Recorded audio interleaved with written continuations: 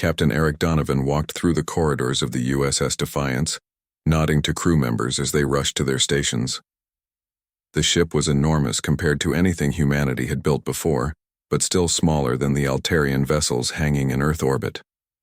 Everyone knew they were outnumbered and outgunned, but they had something the aliens didn't expect. "Captain, to the bridge," came a voice over the intercom. Eric quickened his pace. When he arrived, his tactical officer, Commander Samantha Wright, was reviewing battle simulations. "What's our status?" Eric asked. "The Determination and Dauntless are at 85% power," Samantha replied. "We're fully operational. The aliens haven't detected us yet." Eric nodded. "And our special weapons?" Chief Engineer Alan Garcia looked up from his console. "The phase cannons are untested in actual combat, but all simulations show they'll penetrate conquered shields." On the main screen they could see Earth's conventional fleet moving into defensive positions, small frigates and cruisers, built before the Mars discovery. They looked like toys compared to the conquered armada. "Those brave souls are buying us time," Eric said quietly. "Let's make sure it's not wasted." Meanwhile in Geneva, Dr. Karen Hayes was meeting with Ambassador Phillips. As Earth's leading xenobiologist, she had been studying the Altarians since their arrival. "Their body language tells us everything," she explained. "Notice how High Lord Zixtral always stands above everyone else? The Altarians respect only strength and hierarchy." Greg frowned. "So, our attempts at peaceful negotiation?" "They see it as weakness," Karen confirmed. "In their culture, equals don't negotiate. They compete until one side proves dominance." Greg's communicator beeped. "The aliens are requesting a meeting. They want our answer." As they prepared to meet with the Altarians again, alarms suddenly blared throughout the building. Security. Personnel rushed in. "Sir, we have a situation," the lead officer reported. "An alien has approached our perimeter claiming to be a defector." Minutes later, Greg and Karen stood in a secure room facing a nervous-looking Altarian. Unlike the others they had met, this one had grayish skin and wore a plain uniform without decorations. "I am Sub-Commander Vril," the alien said in halting English. "I come to warn." "Warn us about what?" Greg asked. "The Concord lies. Earth will not be partner. Earth will be resource world. My people did not always rule Concord. Once, we were like you. Then the Empire came." Karen leaned forward. "You're saying the Altarians conquered the original Concord members?" Vril nodded. 27 worlds, all find ruins like your Mars, all developed too quickly, all threatened with peace or destruction." Greg felt a chill. "And all chose peace?" "Until now." Vril produced a small device. "Ship weaknesses, shield frequencies, communication protocols." As Vril shared critical intelligence, Admiral Carter and President Yang were meeting with the United Earth Security Council at their underground headquarters. "The deadline is in 6 hours," President Yang said. "Our conventional fleet is in position, but it won't last long against their weapons." Admiral Carter nodded grimly. "It doesn't need to. Just long enough for our dreadnoughts to launch." Senator Henry Miller, the oldest member of the council, shook his head. "This is madness. We should negotiate. Find middle ground." "There is no middle ground," said Lisa Murphy, who had just entered the room. She looked exhausted but determined. "I've analyzed their technology. The Conquered doesn't want allies. They want subjects." "How can you be sure?" asked Senator Miller. Lisa activated a holographic display. "Their ships are designed for intimidation, not just function. Their weapons are meant to destroy cities, not enemy fleets. Everything about their technology is built to subjugate, not cooperate." President Yang stood up. "Then we show them humanity won't be subjugated. Admiral, prepare the fleet." In lunar orbit, hidden from the Concorde sensors by the moon itself, Captain Eric Donovan received his orders. "We launch in 1 hour," he told his crew. "Our mission is to demonstrate Earth's power without provoking full-scale war. We hit hard, we hit fast, then we offer terms." Commander Samantha Wright had developed an unconventional battle plan. "The Conquered fleet has never faced our type of ships before. They won't expect our maneuverability or our weapons." "Let's hope." "You're right," Eric said. In Earth orbit, High Lord Zixtral grew impatient. The deadline was approaching and the humans were deploying their pitiful fleet. They mean to resist, he told Imperial Admiral Kor, who had arrived to oversee the pacification. Shall we begin bombardment?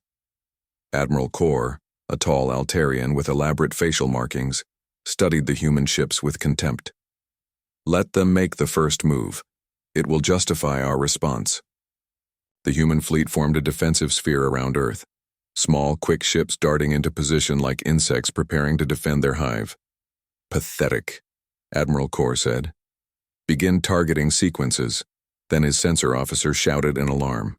New contacts, 3 large vessels emerging from behind Earth's moon. On the bridge of the Defiance, Captain Eric Donovan gave the order. All ahead full. Weapons hot. Let's introduce ourselves. The 3 human dreadnoughts appeared from behind the moon, their engines glowing with power never before seen on human vessels. They moved with impossible speed for ships their size, quickly closing the distance to the conquered fleet. On the conquered flagship, Admiral Kor laughed. They built larger ships. How quaint. Their technology is still centuries behind ours. Hi, Lord Zixtral wasn't so sure. Something is wrong. Our sensors can't lock onto them properly. In Geneva, Ambassador Greg Phillips and Dr. Karen Hayes watched through a live feed, along with Sub-Commander Vril. Will it work? Greg asked. Vril's large eyes were fixed on the screen. Your ships? Different. Not like others we conquered. The human dreadnoughts closed to firing range. The conquered fleet began targeting, expecting an easy victory. Fire at will, Captain Eric ordered. The Defiance fired its main weapon. A beam of energy unlike anything seen before cut through space and struck the nearest conquered cruiser. The alien vessel's shields flared brightly, then collapsed. The beam continued through, slicing the ship in half. Silence fell over the conquered fleet's communication channels. How? Admiral Kor demanded. Their technology. It's impossible. 2 more Concorde ships fell to the Determination and Dauntless before Admiral Kor ordered evasive action. This isn't possible, High Lord Zixtral shouted. They're savages. They just discovered space travel. On Earth, President Yang opened a channel to the Concorde flagship. Her face appeared on their screens. This is President Maria Yang of Earth. As you can see, we are not defenseless. We have no desire for war, but we will not be conquered or controlled. We propose new negotiations as equals. Admiral Kor was furious. You dare dictate terms? We have hundreds more ships. This is just the Vanguard fleet. President Yang smiled calmly. And we have more surprises. The choice is yours. As the Concorde fleet regrouped, Captain Eric allowed himself a small smile. Phase 1 was complete. The myth of Concorde invincibility was shattered. Send a message to Lunar Command, he told his communications officer. Tell Admiral Carter. The revelation is complete. Admiral John Carter stood at the observation deck of Earth's orbital defense station. His weathered face reflected in the reinforced glass as he looked out at the stars. Humanity had changed forever 5 years ago, when they discovered the ruins on Mars. Ancient technology left by some long-gone civilization had given humans the key to faster-than-light travel. Now they were about to meet their neighbors. Admiral, they're arriving, said his communications officer. John nodded. Show me. The main screen lit up, showing a fleet of ships appearing at the edge of the solar system. They emerged from what scientists called fold space, 27 vessels of various sizes, all sleek and obviously built for both speed and power. The largest was nearly 2 miles long. That's not a diplomatic mission, John muttered. That's an invasion force. Down on Earth, Ambassador Greg Phillips adjusted his tie nervously. The United Earth government had chosen him to represent humanity in this historic meeting. The alien delegation would arrive at the newly built First Contact Center in Geneva within the hour. Remember the protocols, his assistant said. No sudden movements, maintain eye contact but don't stare, and follow their lead on greetings. Greg nodded. I've been practicing for months. Let's just hope they're friendly. The alien ship landed with surprising grace for its size. A ramp extended and out walked creatures that looked almost like tall, thin humans except for their bluish skin and large almond-shaped eyes. They moved with fluid grace. The leader stepped forward. "I am High Lord Zixtral of the Galactic Concord. We greet Earth in peace and fellowship." Greg bowed slightly. "I am Ambassador Greg Phillips. On behalf of Earth, we welcome you." The negotiations began smoothly enough. The aliens, who called themselves Altarians, led a coalition of 27 spacefaring species known as the Galactic Concord. They spoke of trade, cultural exchange, and technological sharing. But in his private quarters that night, Greg reviewed the proposed treaty and felt his blood run cold. Hidden in the complex legal language and cross-references were clauses that would effectively make Earth a protectorate. Humans would be limited in their technological development and prohibited from building warships above frigate class. Greg immediately called Admiral Carter. "They're trying to box us in, John," he said. "This isn't a diplomatic mission. It's a soft conquest." John's face hardened on the screen. "I suspected as much. Their fleet is positioned to strike at any moment. My guess is they do this to all emerging species. Offer protection that's really control. What can we do? Their technology is clearly superior." John's eyes gleamed. "Maybe not as superior as they think. Remember Lisa Murphy's project?" Greg's eyes widened. "The experimental ships? Are they ready?" "Almost. We need time." The next day, Greg stalled. He requested clarifications, suggested amendments, and insisted on consulting with Earth's various regional governments. High Lord Zixitral grew visibly impatient. Meanwhile, deep beneath the lunar surface, engineer Lisa Murphy worked, frantically. Her hands flew over control panels as she coordinated teams across 3 massive underground hangars. "Power coupling on Dreadnought 1 is at 95% efficiency," reported her assistant. "That's better than we hoped." Lisa nodded, her red hair bouncing, as she moved from station to station. "The Defiance will be ready. We just need 2 more days." Back in Geneva, High Lord Zixtral finally lost patience. He slammed his 7-fingered hand on the table. "Enough delays, Ambassador. The Concord has been generous. We offer you protection and guidance as we have to dozens of young species. The alternative is unpleasant." Greg stood his ground. "Some of these terms effectively surrender Earth's sovereignty. We cannot accept them." Zixtral's eyes narrowed. "You misunderstand, human. This is not a negotiation between equals. You have 48 hours to sign the treaty as written, or we will begin pacification procedures." After the aliens left the room, Greg immediately contacted the United Earth Security Council. Within an hour, he sat in an emergency meeting with Earth's highest leaders. President Maria Yang looked around the table. "Options?" Admiral Carter spoke. "First, their fleet outguns our conventional forces 10-1, but we have an ace they don't know about." He nodded to Lisa Murphy, who activated a holographic display. 3 years ago, we found something in the Mars ruins that we kept secret," she explained. "Not just faster-than-light technology, but weapons and defense systems far beyond what the Concord has shown us." The hologram showed 3 massive ships, larger than anything Earth had publicly built. "We've been building these in secret," Lisa continued. 3 Dreadnought-class vessels with technology that combines alien principles with human innovation. They're nearly complete." General Roy Jackson frowned. "Nearly isn't good enough. We need them now." Lisa nodded. "We can have them operational in 40 hours. Not fully tested, but capable of fighting." President Yang studied the designs. "Will they be enough?" Admiral Carter shook his head. "Not to win outright, but enough to shock them and show we're not easy prey." Greg Phillips cleared his throat. "There's something else. During the negotiations, I noticed High Lord Zixtral seemed surprised by some of our technology, almost concerned. I think they expected us to be more primitive." Lisa's eyes lit up. "That makes sense. The Mars ruins were only 50,000 years old. In galactic terms, we shouldn't have found them yet. We weren't supposed to have this technology for another few centuries." President Yang stood up. "Then we use that advantage. Ambassador Phillips, keep them talking. Stall as long as possible. Admiral Carter, Prepare our conventional fleet as a distraction. Ms. Murphy, get those dreadnoughts ready. As the meeting ended, Admiral Carter pulled Lisa aside. Will they really be ready? Lisa smiled grimly. The Defiance will fly, John.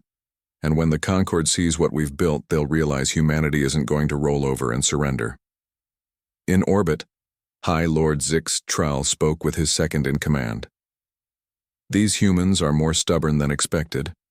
Prepare the fleet for demonstration strikes.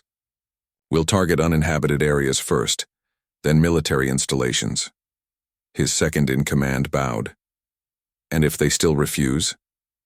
Zix Trall stared at the blue planet below. Then we follow standard protocol for rebellious species. Targeted strikes on government centers followed by ground troops in major cities. Back on the lunar base, the USS Defiance powered up its engines for the first time. The massive ship hummed with energy as systems came online one by one. Captain Eric Donovan walked onto the bridge looking around at the most advanced vessel ever built by human hands. All stations report, he ordered. Weapons ready. Shields at maximum. Engines at full power. Eric nodded and opened a channel to Lunar Command. Admiral Carter, the Defiance is ready for action. On Earth, Admiral Carter smiled grimly. The clock is ticking, Captain. In 24 hours, we show the Galactic conquered that humanity wasn't supposed to have dreadnoughts, but we built them anyway. The Imperial Suppression Fleet approached Earth with deadly purpose. 40 warships, led by the massive Dreadnought Imperial Judgment, emerged from fold space at the edge of the solar system. Their weapons were powered and ready to fire. All ships in attack formation, Fleet Lord Zexcon ordered. Proceed to target at full speed. But as they moved forward, something unexpected happened.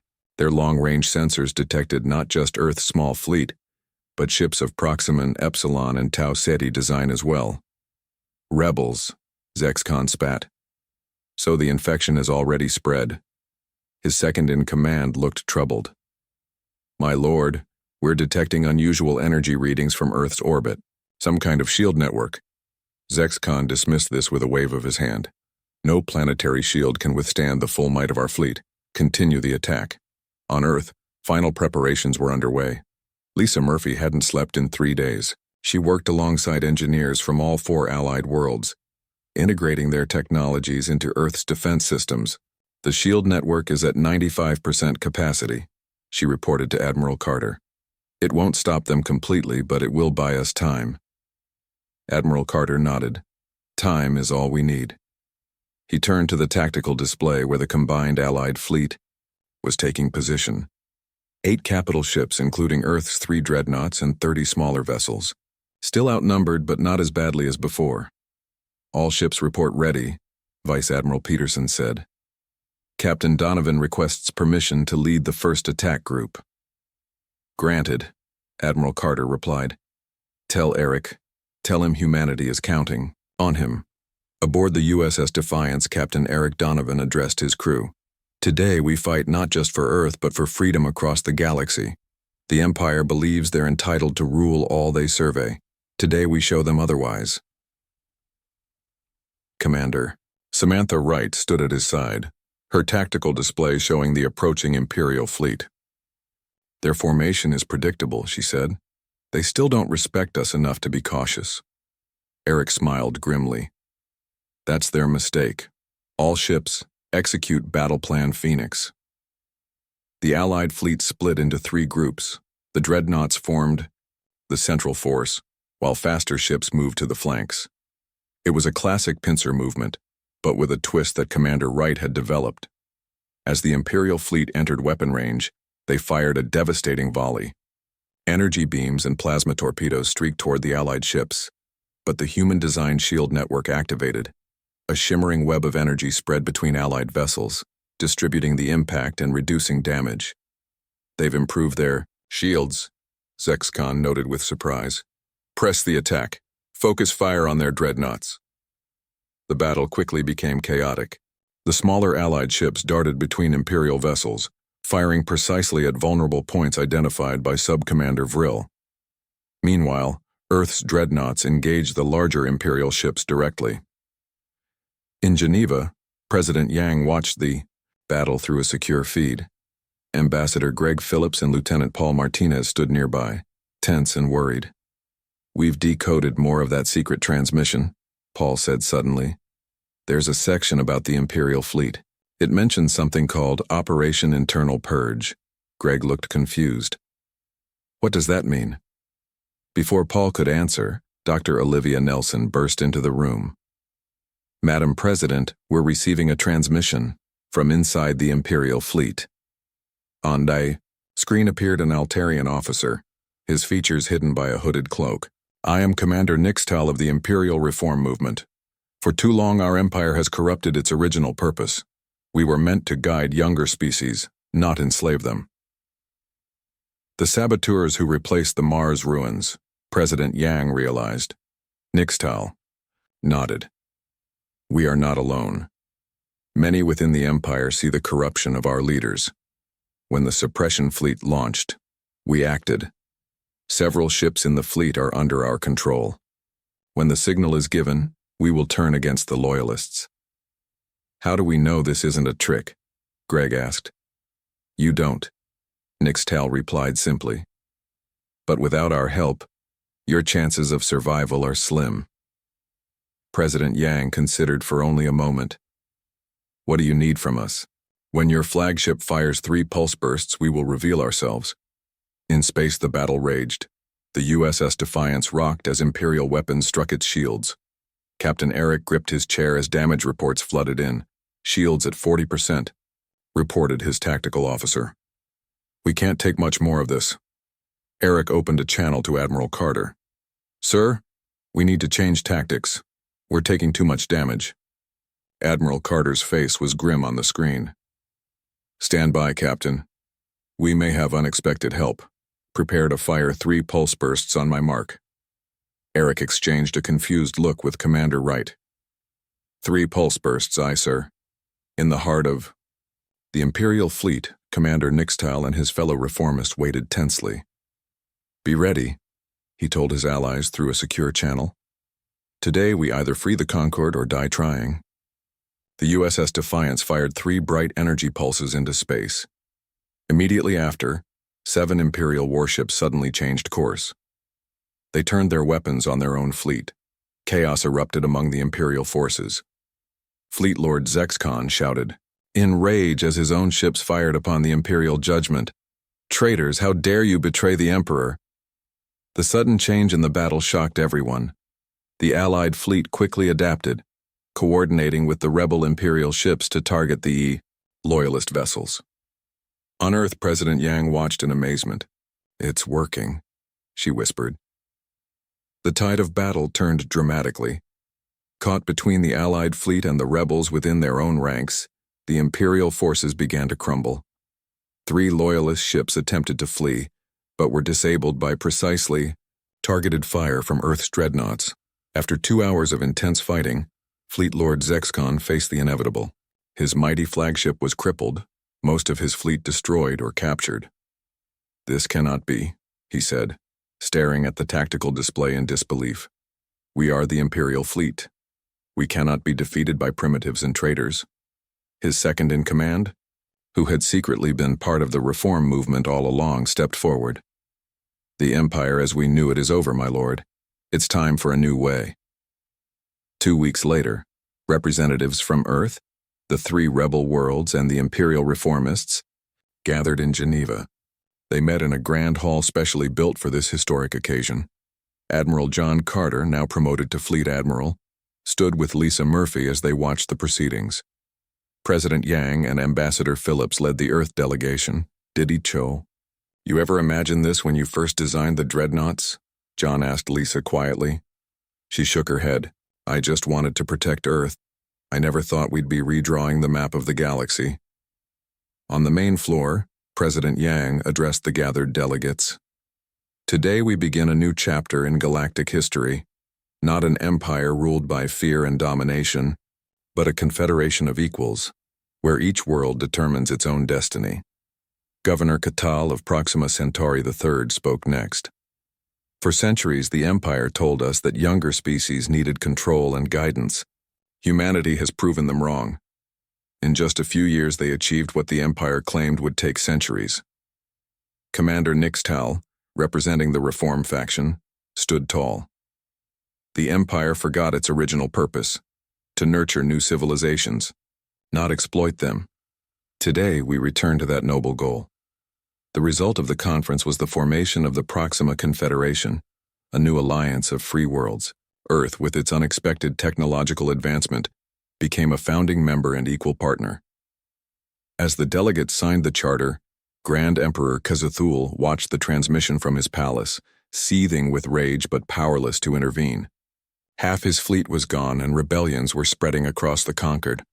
"This isn't over," he told his remaining loyal advisors. "The humans may have won this battle, but the Empire has stood for 1,000 years. We will find a way to crush them yet." But on Earth, humanity celebrated. They had faced extinction and instead found their place among the stars. And in lunar orbit, Fleet Admiral Carter watched as Lisa Murphy unveiled the designs for Earth's next generation of ships. "They're beautiful," John said, looking at the sleek vessels on the display. Lisa smiled, "And twice as powerful as our first dreadnoughts. The Empire may try again someday, but next time we'll be even more ready." In space above Earth, the USS Defiance stood watch, a symbol of humanity's unexpected rise. The ship that wasn't supposed to exist had changed the course of galactic history forever. 3 days passed since the conquered fleet retreated. Earth used this time wisely. The 3 dreadnoughts underwent quick repairs while the conventional fleet practiced new battle formations. In underground bases around the world, more weapons were being built based on the Mars technology. Lieutenant Paul Martinez hadn't slept much. He and Dr. Olivia Nelson worked non-stop to decode more conquered transmissions. They sat in a secure room beneath Geneva, surrounded by screens showing alien text and symbols. "I've got something," Olivia said, rubbing her tired eyes. "A message from someone called Grand Emperor Kazathul to Admiral Kor." Paul moved to look over her shoulder. "What does it say?" Olivia read from the screen. "The aberrant species situation is unprecedented. No seed world has ever produced Class 9 technology this quickly.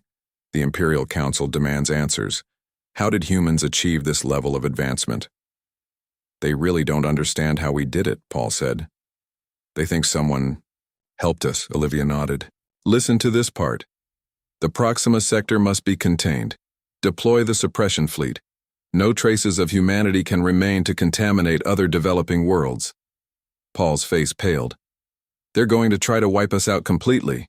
They immediately took this information to Senator Richard Conway, head of Earth's Military Oversight Committee.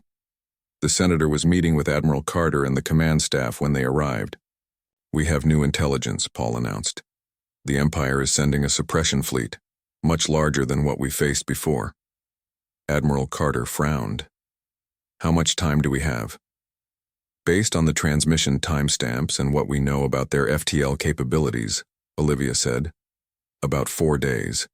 Senator Conway stood up. "We need to inform the president immediately, and we need options."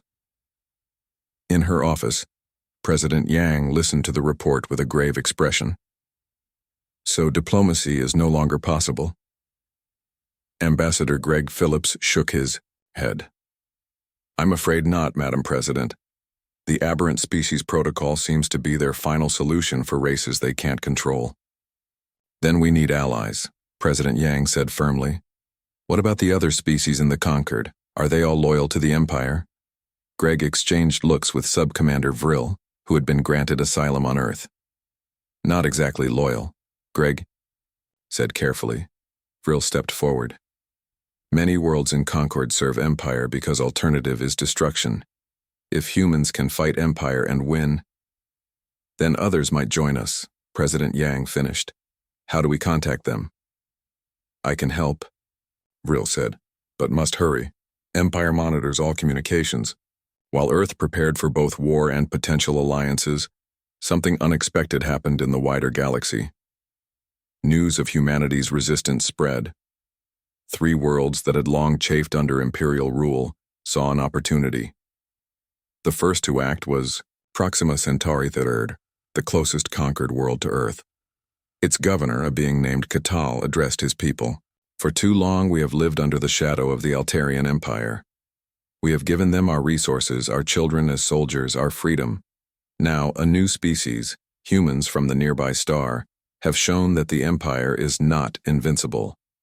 His announcement of independence was followed by similar declarations from two other worlds. The Empire, which had never faced such direct challenge, was thrown into confusion.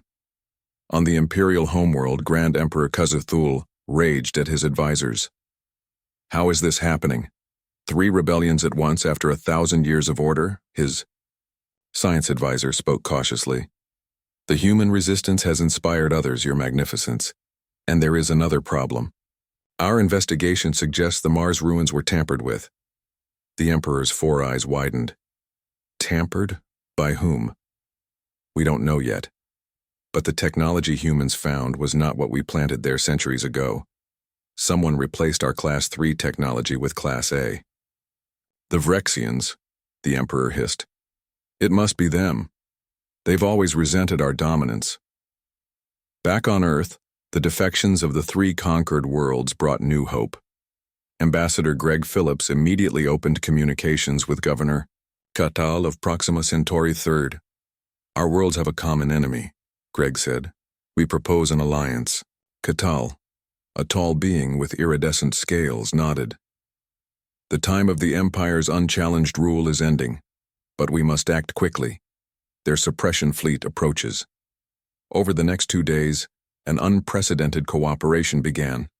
Catal sent technical data about Imperial ships while Earth shared its advancements in shield and weapon technology. The other 2 rebellious worlds, Epsilon Eridani II and Tau Ceti V, joined the alliance as well. On the bridge of the USS Defiance, Captain Eric Donovan studied the new battle plans. Earth's 3 dreadnoughts would be joined by 5 smaller but still powerful ships from their new allies.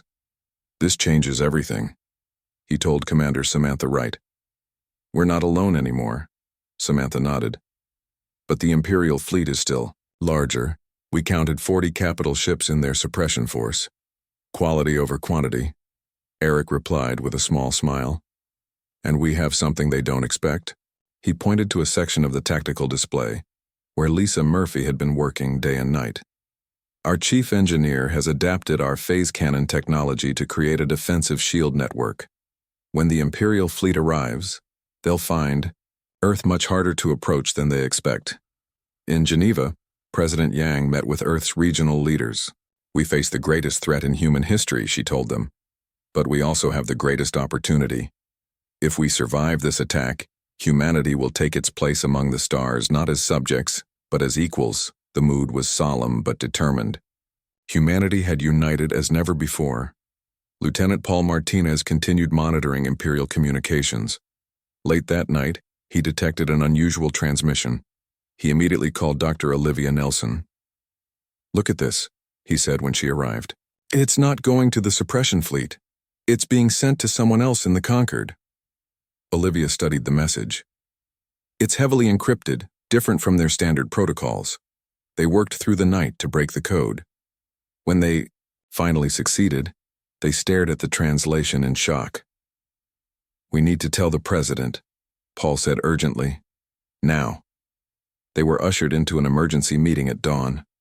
President Yang, Admiral Carter, Senator Conway, and Ambassador Phillips listened as they explained.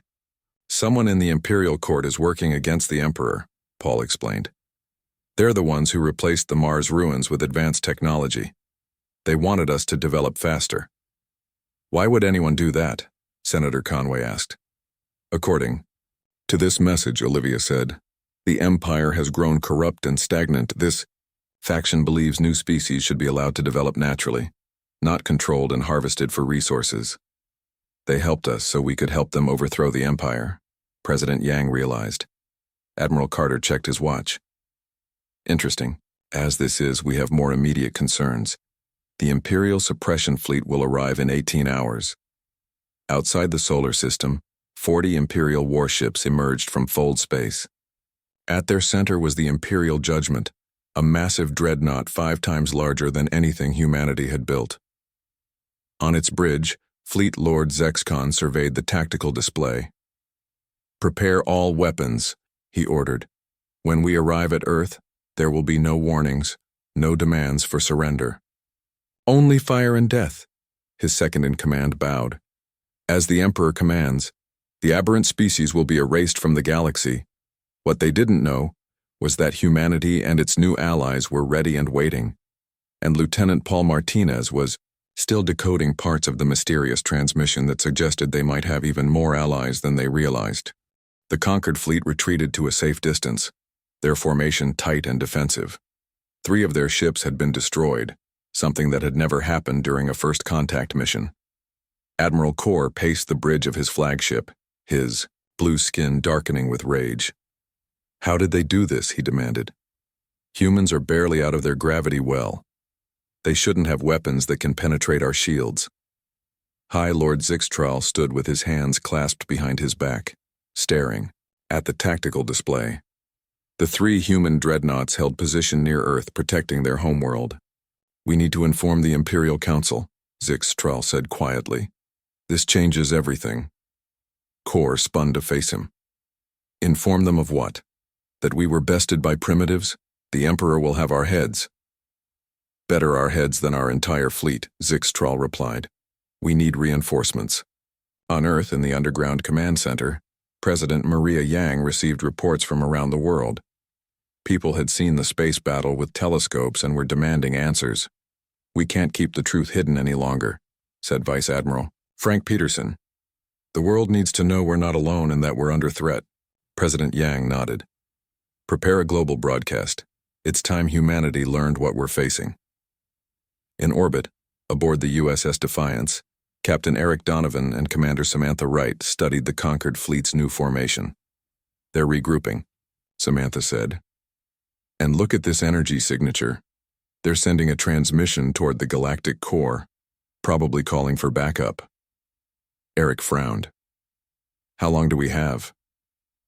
"Based on what we know about their FTL communications, maybe 3 days before reinforcements arrive." Eric opened a channel to Admiral Carter. "Sir, we need to press our advantage while we have it." On the main screen, Admiral Carter's face was grim. "Agreed, but we need to be smart about this." "Commander, Wright, what do you suggest?" Samantha stepped forward. "The Conquered expects us to fight like they do. Direct confrontation, ship against ship, but we don't have to play by their rules." She brought up a tactical display. "Our 3 dreadnoughts have technology they can't counter, but we're still outnumbered. I suggest we use Earth's smaller ships in ways they won't expect." Her plan was bold. The smaller, faster human ships would use the Moon and Earth's orbital infrastructure as cover, darting out to hit the Concorde vessels and retreating before they could respond. Meanwhile, the dreadnoughts would target the largest enemy ships, preventing them from coordinating effectively. "It's a guerrilla war in space," Admiral Carter said. "I like it."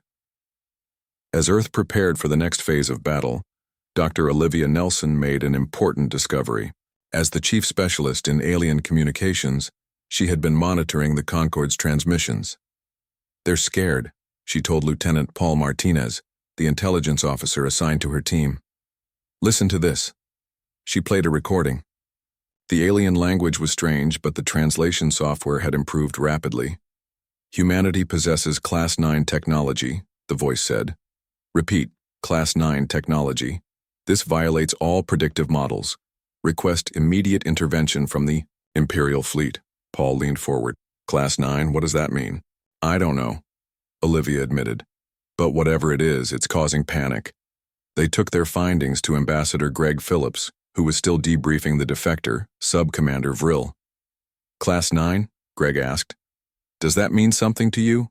Vril's eyes widened. "Not possible. Class 9 is forbidden technology. Technology that challenges the Empire itself. But we don't have forbidden technology," Greg said.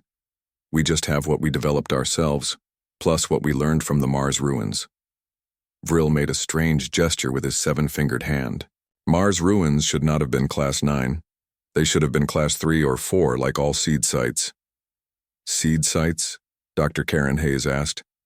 "Empire plants ruins on developing worlds, Technology that will advance species in controlled ways. Ways that ensure new species always inferior to Empire. The humans exchanged shocked looks.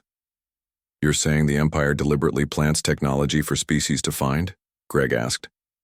Yes, but Mars ruins were supposed to be basic, not Class 9.